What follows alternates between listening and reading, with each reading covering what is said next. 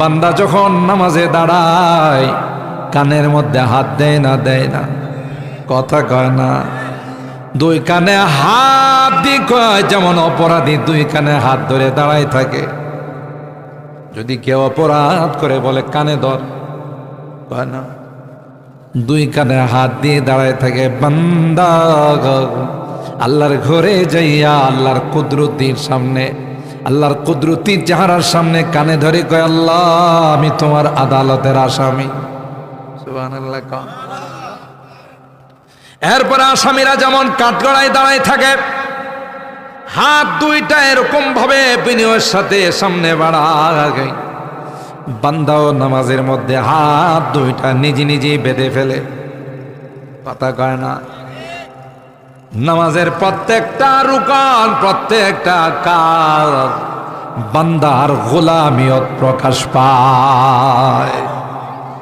সুতরাং নামাজে দাঁড়ায়ও বলে আল্লাহু আকবার, এরপরে সানা বলে সুবহানাকাল্লাহুম্মা ওয়া বিহামদিকা ওয়া তাবারাকা ইসমুকা ওয়া তাআলা জাদ্দুকা ওয়া লা ইলাহা গায়রুক।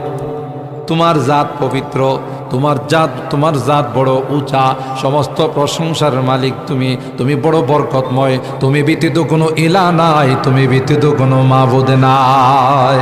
ঠিক কিনা বলেন? আর হায়রা এরপরে সূরা ফাতিহা পড়ে মালিকের প্রশংসা করে, সূরা মিলা এখানে মালিকের কালাম মিলায়, রুকুতে গিয়ে আবার কয় সুবহানা রব্বিয়াল আযীম, আমার রব বড় মর্যাদাওয়ালা, সুবহানা বলেন, আমার রব বড় পবিত্র। এরপরে আবার ওখান থেকে সামি আল্লাহু লিমান হামিদা রব্বানা লাকাল হামদ, সুবহানাল্লাহ বলেন। আল্লাহ পাক প্রশংসা শুনে, রব্বানা আমাদের রব, লাকাল হামদ এ রব তোমার জন্য প্রশংসা, সমস্ত সানার গুণকীর্তন তোমার জন্য। আবার আল্লাহ বড়, আল্লাহ মহান বলের সিজদায় গিয়ে সবচাইতে দামি অঙ্গটা, সবচাইতে দামি জিনিস চেহারাটা মালিকের কুদরতি পায়ে লাগায়া ঠেকায়া বলে সুবহানা রব্বিয়াল আ'লা, সুবহানা রব্বিয়াল আ'লা। আল্লাহ মুস্কি হাসে, আর মালায়ে আ'লা নূরের ফেরেশতাদেরকে ডাক দেয়া কয়, দেখতো আমার বান্দা আমার কুদরতি পায়ে কপাল ঠেকায়া কি কয়, সুবহানাল্লাহ। কোন তোরা না বলছিলে মারামারি করবে আর কাটাকাটি করবে, দলাদলি করবে, এখন দেখ আয়সা, দেখ সবচাইতে দামি অঙ্গটা, সবচাইতে দামি কপালটা কোথায় ঠেকাইছে, সুবহানাল্লাহ বলেন।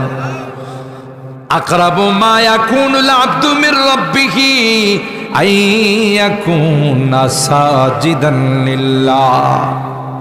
বুখারী শরীফের হাদিসে কয় পয়গম্বর, বান্দা যখন কপালটা কুদরতি পায়ে ঠেকায় তখন বান্দা আল্লাহর সবচাইতে কাছাকাছি চলে যায়।